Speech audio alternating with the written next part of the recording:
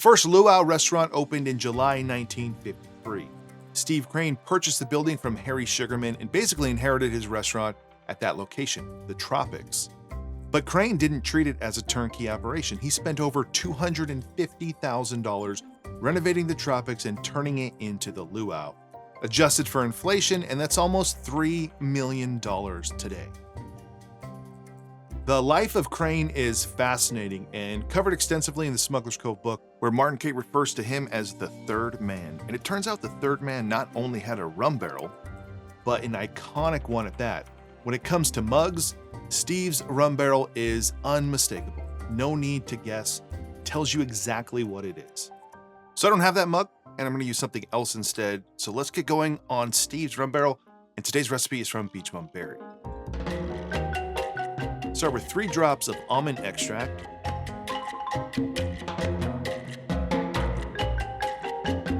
6 drops of pernod, 1 dash of angostura bitters, half an ounce of honey mix, half an ounce of passion fruit syrup, 3/4 ounces of pineapple juice, 3/4 ounces of grapefruit juice, 3/4 ounces of orange juice, 3/4 ounces of lime juice, 2 ounces of a light rum,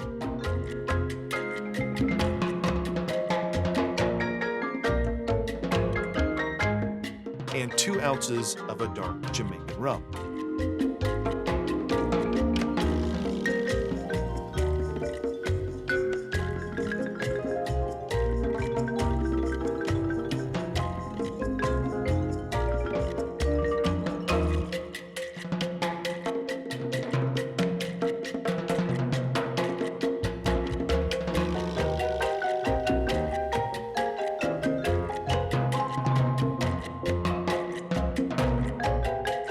Most rum barrels don't really have a garnish, but I'm going to give it a slice of pineapple and some mint.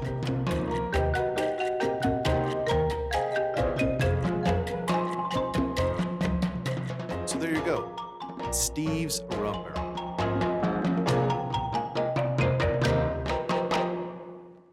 All right, Steve's rum barrel from Steve Crane. Let's try it. Good news is, after the rum keg video, we are now back on track. We have a solid rum barrel, the quintessential type of rum barrel that you want.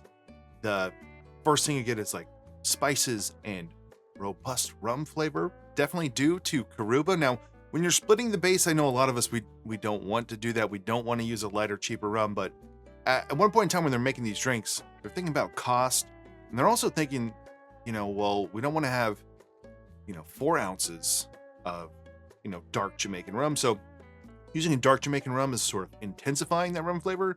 Using the light Puerto Rican is just upping the proof without imparting too much flavor. It's not like we're tasting the light Puerto Rican rum in here.